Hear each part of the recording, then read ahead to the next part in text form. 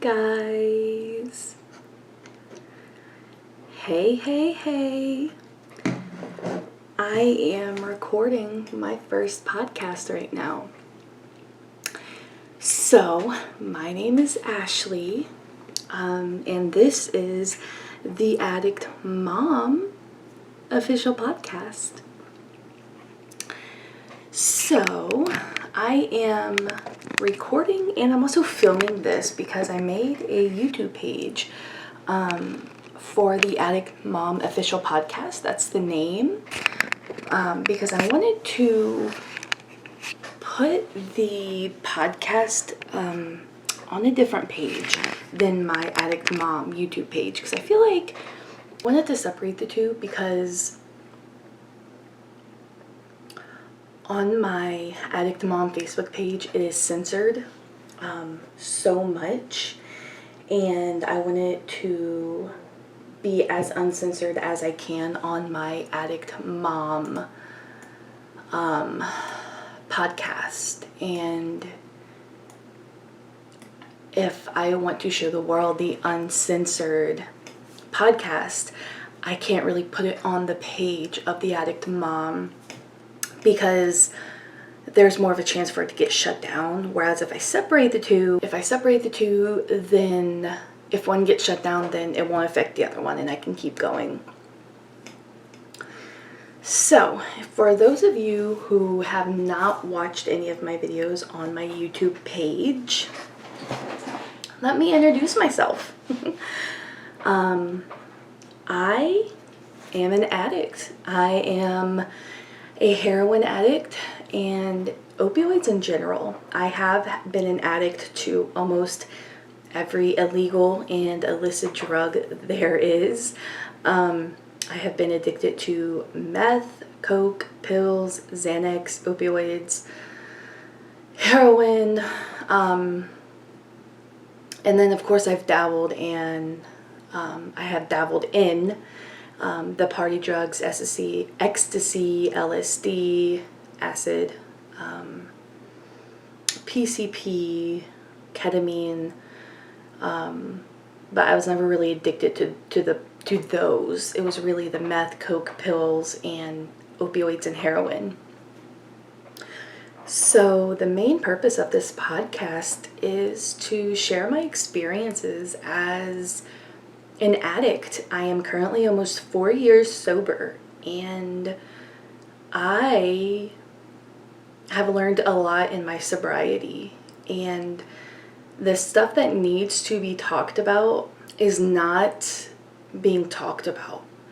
You know, people see people overdosing or people doing all the bad things, but they're not showing how an addict truly lives. They just see them doing the illegal things, and then they see them getting better. Like, they don't see the in-between. They don't see what happens when you first get sober. They don't see in between from the time you're an addict to the detox and the few years in between, and then out of nowhere they see someone, they're recovered and they're perfect and they have a good job and they have money and they're happy. Like, I want to show you the in between.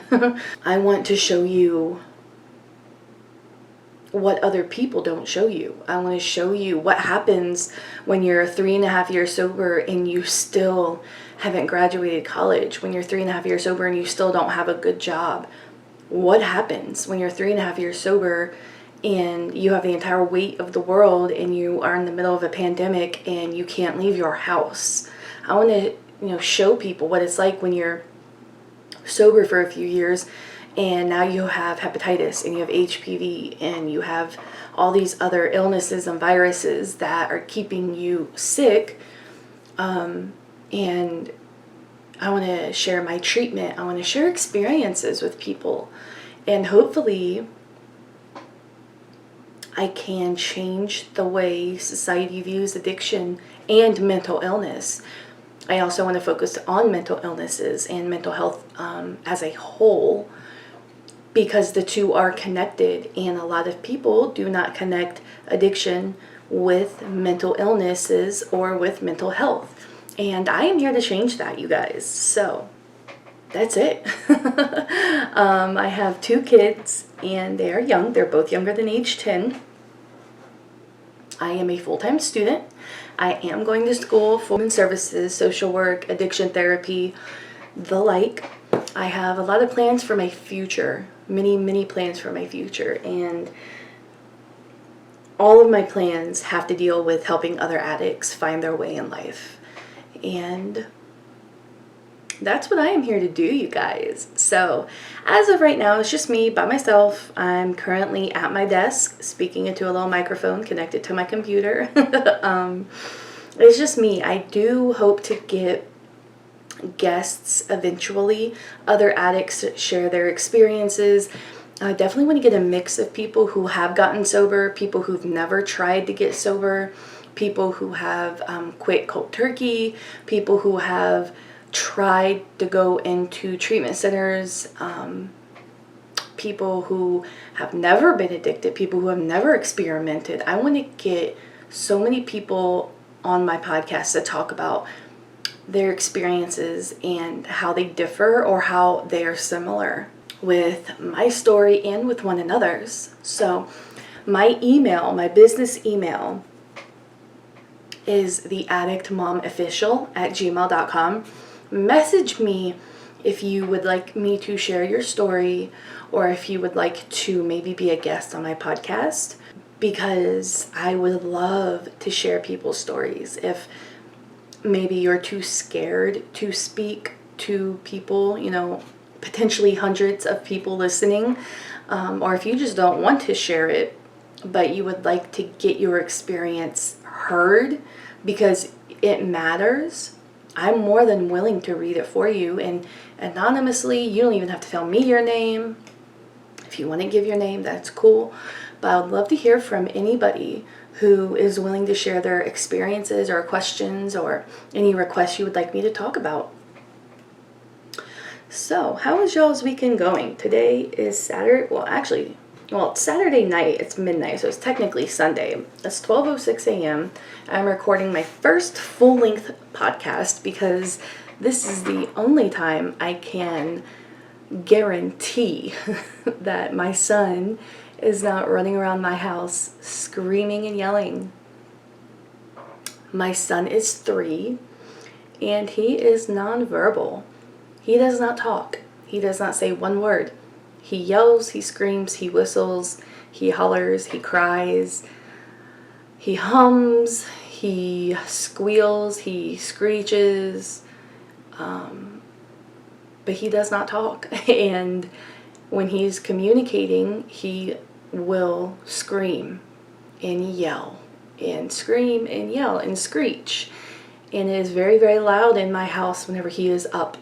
We have tested his hearing. His hearing physically is fine. His eardrum is fine. They did the auditory brainstem procedure. His brain is fine. So we're not quite sure why he's nonverbal. He is being tested for autism, and he's also being tested for other developmental delays. So hopefully we'll get an answer here soon. But with all of that being said, when I do record my podcast, they will definitely be after 10 p.m. Because I have kids and they're loud. So anybody out there with kids, y'all get it. Let's see. I will start this podcast by... Let's start off whenever I first decided to really get sober. So in 2017, I was pregnant with my son. And by the way, I have a video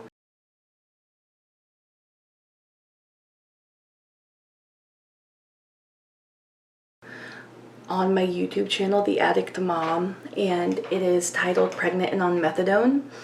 I will go ahead, actually right now, that's what this story will be. It will be about me being pregnant and on methadone, choosing to get help. Except it's not going to be as censored as it is on my video on YouTube. So if you would like to catch the video on my YouTube, go catch that. Now, I will say I am not that censored on my YouTube, The Addict Mom. I do leave out certain words on certain videos, But for the most part, I just speak my piece and I speak what I need to say. If I feel that I'm saying a certain word, like a certain name of a drug or a certain name of body harm or something like that, too much, I will block it out while I'm editing. I'll block it out so I'm not saying it as much, so I won't get banned as much. I'm still very open on my YouTube, so this, I'm not sure how much more uncensored I guess, or how much less censored this will be compared to my YouTube, but I do know I don't have to censor it as much. So that is really cool.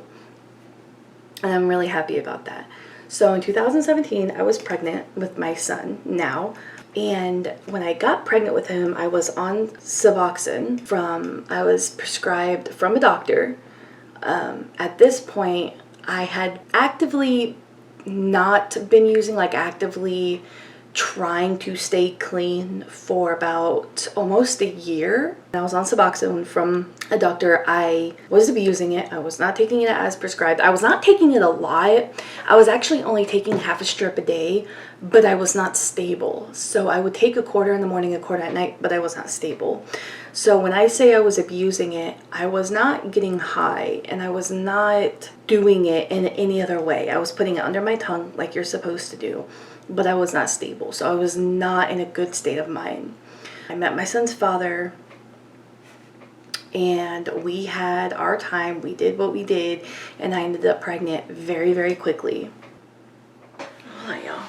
I need to get some eye drops. So whenever I got pregnant with River, I no longer went to see my doctor because number one, I did not have the money, but number two, he would not see me whenever I was pregnant. Whenever he stopped seeing me, he did not get me into another doctor. He just stopped seeing me. So after a few weeks after seeing the doctor, I ran out of my Suboxone and I went into really, really bad withdrawals. I just stayed at home for about 2 to 3 weeks and I got through the first, 3 weeks of it. And then I ended up moving in with my mom. And after a few months, I was just really, really, like, I never got over the withdrawals, you guys. I was so, so sick, you guys. These withdrawals from Suboxone, literally, I was going into 5 months pregnant, and I was so sick. I would just be laying in my bed, puking in a trash can all day, every single day for 5 months. And I'm not being dramatic. And then I would have these horrible pains in my back going up my spine, into my neck. And they were pretty much just muscle spasms because I was withdrawing and, the baby was withdrawing. And it was so painful. This was unlike any other withdrawal that I have ever felt in my life. And for the people out there who have felt withdrawal from opioids and heroin, in Suboxone, regular, they suck. Regular, you will do anything to not feel that feeling. You will do anything to get over it. Being pregnant on top of that, I can't explain it. It was the worst feeling ever. I mean, I wish I could explain it, and I can't. So after a few months of being sick as hell, you guys, I have my first prenatal check, like at my OB, and I tell her, I was like, man, listen, I'm sick. I'm an addict. My doctor stopped seeing me. He gave me Suboxone. He did not wean me off, and I have been sick for months. And my doctor was like, all right. So she sent me over to the methadone clinic. About 2 weeks later, from the time she referred me to the time I called them, and then I had to go back and forth twice to do paperwork, to do a urinalysis test, and then about maybe 10 days later is when I finally went in to be dosed for methadone, okay? And I go in, I'm dosed with methadone for the first time, okay? And before me going to the methadone clinic, I had never done or tried methadone. I had never abused it, well, one time, and it was like years before. But other than one time, I had never abused it. I had never gotten high on it. I had never been prescribed it. I had never messed with methadone. That was the one opioid I had never done. Simply because I was not around it. That's the only reason why. If I could have gotten a hold of it, I certainly would have. So I'm given methadone, and I feel within 20 minutes on the way home, I'm dosed. They had me sit there for about 10 minutes just to make sure I would be okay. I was okay. And me and my mom are driving home, and about 10 minutes in the car on the way home, you guys, I mean, this methadone kicked in, and I was just so normal feeling. I was not high, but I felt so normal. Like, I felt good. I felt happy. I was not sick. I could like feel my son like moving around in me. I was hungry. And when I tell you, I like this entire 5 months from the time I got pregnant, until the time I tried methadone, or I got on methadone at about 5 months pregnant, I could not eat that entire time. I would be sipping on Gatorade, sipping water, and because I already get really bad sickness in my pregnancy. I get really bad morning sickness, really bad day sickness, night sickness, everything sickness. So the withdrawals on top of it, it was just excruciating, okay? So on the way home, I'm starving. And so we stopped by Taco Bell. We stopped by Burger King. That's right. And I get so much Burger King. I go home, I eat, and I'm cool, right? And I go, a few weeks on methadone. And I'm cool. I'm fine. And I don't know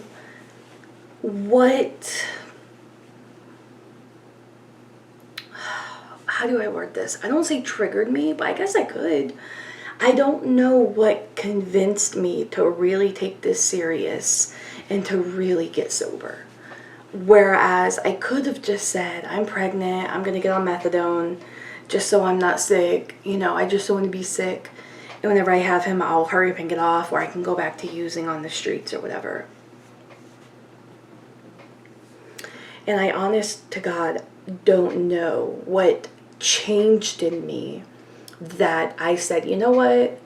I want to get sober for real. Like, I want to live a life that's good. I don't want to be dependent upon illegal substances. I can get on methadone, and whenever I'm stable, I'll wean off properly, slowly. But I do not want to be in these streets anymore. Because you guys, I was in the streets, okay? That's a different story for a different time.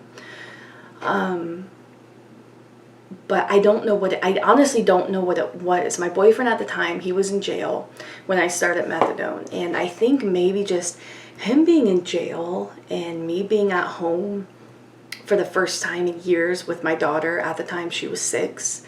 And I was pregnant with my second child. And I think it kind of clicked for me. I think it really was just the realization that I had to get my life together. And if I didn't get my life together now, I would lose my kids, I would lose everything, and I would never get this chance again. That's how I felt. I felt, if I don't take this chance, I'm a fool. If I don't take this chance, I'm at home with my mom, I'm getting help in every way I could possibly get help to finally get right and get good and get clean and get sober and really work the system, work the steps, and really find peace within myself, find forgiveness, find happiness, find solace. And so I said I would. I said, you know what? I'm going to find all of that. And I started therapy, got therapy for me and my daughter, because at the time I got sober, whenever I was pregnant with my son, me and my daughter had not lived together for about 3 years. Something happened, and she was living with my mom in my addiction, and I left. I moved out. Plans to get sober, but I never truly got sober when I left her. And I'll explain that. That's a different story. But so for the last 3 years, I had not been with my daughter. Now I'm coming back in her life, but I'm coming back in her life and I'm pregnant. So I said, you know what, me and my daughter really need to get to know each other. Like, I need to change everything that's going on in my life because something is not working. You know, I had left my daughter 3 years prior with the plan of getting sober, and I never got sober. I wasn't necessarily using heroin the entire time, but I never truly got sober. I was abusing my prescriptions, and I didn't care about life. I was working a night shift job, and I was sleeping all day, and I was working, I was paying bills, I did have my own car and own apartment, but I was not sober, you know. I was just a binge user where I would be clean for a few months, and then I would go on benders for 6 to 9 months at a time, and I would lose everything and rebuild. So I just saw it, you know. I saw the light for what it was. My life was not working out, and it's all because of the actions I was making. It's all about what I was doing was not good enough for me at the time. The people I was around, they were no longer good enough for me. You know, I kind of saw my worth, if you will.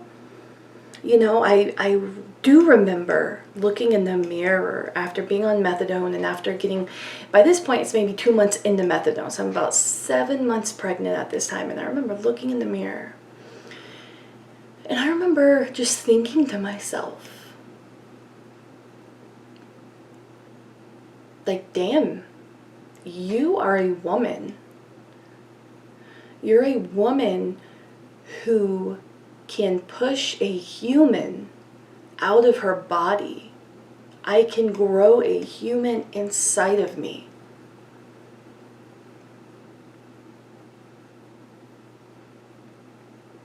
Like, I am more powerful than I will ever understand. And if I don't do something with this body that is so powerful, I will wither away and I will waste away. And I would have been a waste of skin, a waste of breath, a waste of a mind, a waste of a mother. And I didn't want to be that anymore. I had already been a waste for over a decade, and I did not want to be a waste anymore. I wanted to be something. I wanted to be everything. And I remember the moment when I thought that. And that's the moment I said, I'm going to get sober. I'm going to do this. And I started going to therapy, and I'm no longer in therapy at this moment. I do want to get back into it with me and my daughter, but that's a different story. But I did go to therapy for almost a year. I would say about a good 6-7 months I went to therapy. And then I stopped going because it got too hard. I stopped going for many reasons, but a huge reason is because it got too hard. I didn't want to talk about the hard stuff, and that's what I do. I'm a runner. I run when things get hard. When I don't want to talk about something, when I don't want to face something, I run. When I get too close to people, I run. When I start loving somebody, I run. When I feel like someone's loving me a little bit too much, I run. And so I ran, and I've been slowly facing stuff myself over the last few years. And that's where this podcast comes into play, and that's where my YouTube came from, because I actually wanted to start both of these last year in 2020. Well, I wanted to do it in 2019, but I said, nah, like, I'm just not ready. I want to do it in 2020. And I was too scared. I actually had it set up. I had to record it, 1 or 2 videos. I put them out, and I got too scared. I deleted everything. And this year came about, and I said, kind of the same concept again. If you don't take this chance to do something that will help you in your sobriety and possibly help at least one other person, you're going to waste away. And I didn't want to waste away again. So, I've made a few videos on YouTube, and I said, let me do my podcast. Let me just do it. So I made 2 little baby episodes, nothing crazy, like intro episodes, and now I'm recording my first episode of my podcast, and this may go nowhere. I may get 1 listener. 1. That's it. I make it 1. And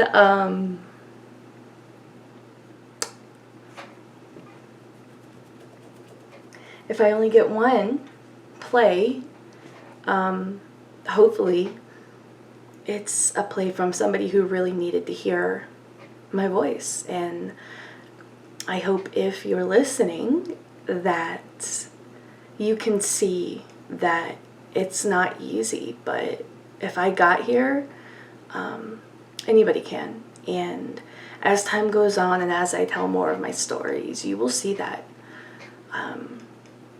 I have been so far gone. I have been below my rock bottom many, many times. Every time I thought I found a new low, I would dig myself deeper. Many times. And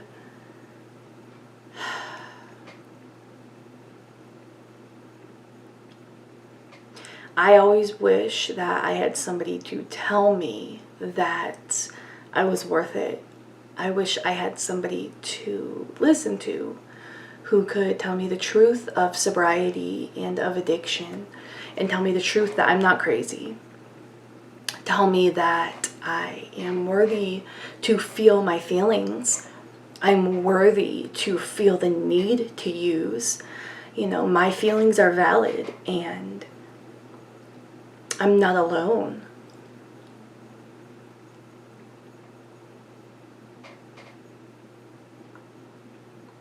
And that's what I hope to do for you. You're not alone. And it is kind of ironic that in addiction, when you're using, getting high, doing the hustle, chasing down money, chasing down drugs, and you put the powder in the spoon, heat the spoon up, you mix it up, you draw it back, you tie your arm off, tie your foot off, tie your leg off, tie your neck.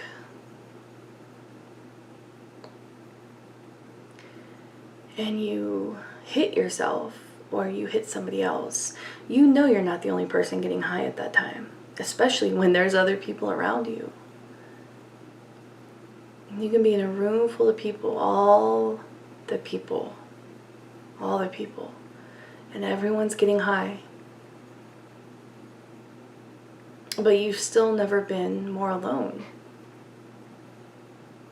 And it's kind of crazy to think about it like that. In addiction, you feel so alone. You feel like nobody could possibly understand what you're feeling.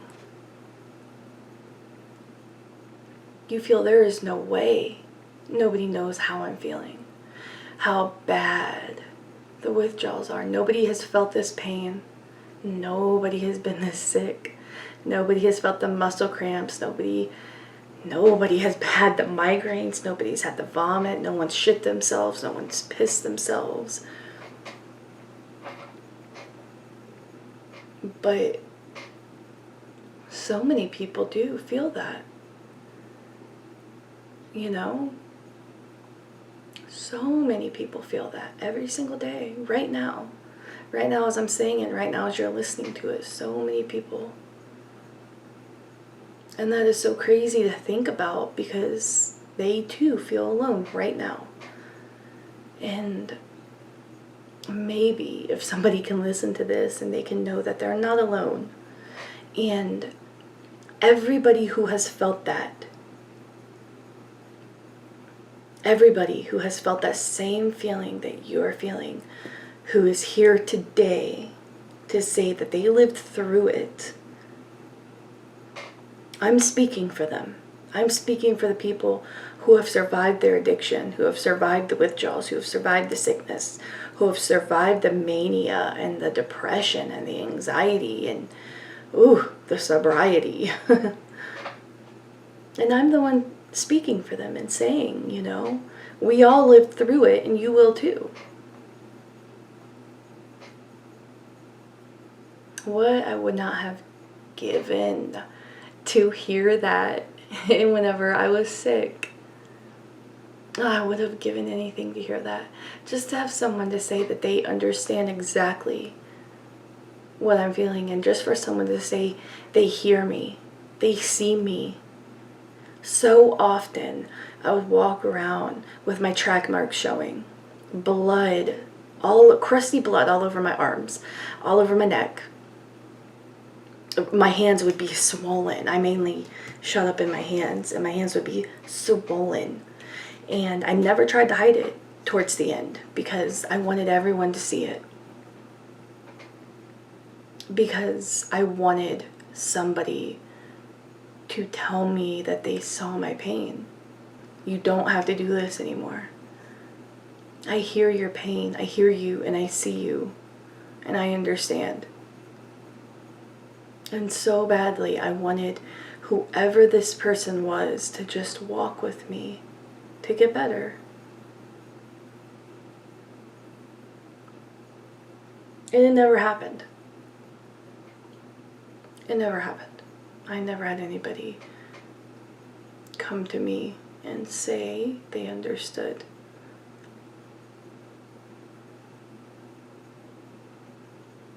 I never had anybody come to me and say they heard me, that they saw me, they saw my pain.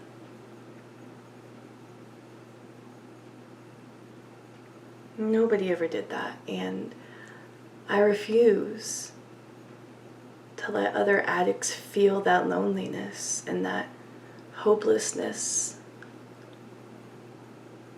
I refuse. So, know, if you are an addict right now, even if you think I don't know you, even if we've never met, you are not alone, because I'm thinking of every person right now suffering with addiction and suffering through their anxiety and their sobriety. You are not alone, and I see your pain and I hear your pain. And I will be forever grateful to be able to be here today and every day forward and help you through whatever. And I hope I can. So remember that. Message me, email me, talk to me, because I want everyone to know, just message me, email me, vent it out. If you want me to read your story, if you want me to respond, cool. Whatever y'all need, because I just want to be the person that I needed in my sickness. And I think I can be that if you let me. So, I think that's it for this episode, you guys. Thank you for listening. Your support means everything to me. I really, really, really appreciate it. I don't have many followers. I don't have a lot of subscribers, but the few that do listen to me, it means a lot. And we can change the way society views addiction, and we can change how addicts are treated. We can change how mental health is treated in the health community. The medical community needs to change how they treat addicts and how they treat people with mental illnesses. They need to, because people are going to keep dying until it is changed. People will keep dying until addicts are treated rather than being punished. People will keep dying as long as we keep saying addiction is a choice. And as long as we keep treating it as such, people will die. People will die as long as we treat mental illnesses as a choice. People will die as long as we keep treating mental illnesses as a sign of being weak and lazy. We can change it. We have to change it. So I will see you guys next week. And I'm not sure what the episode will be about. I have no clue, but I know y'all will be there. So, as always, make wise choices, make good decisions, and remember, you're never alone. And you are not the first person to go through what you're going through. Remember that. Okay, y'all have a good night, and I'll see y'all later. Bye, y'all.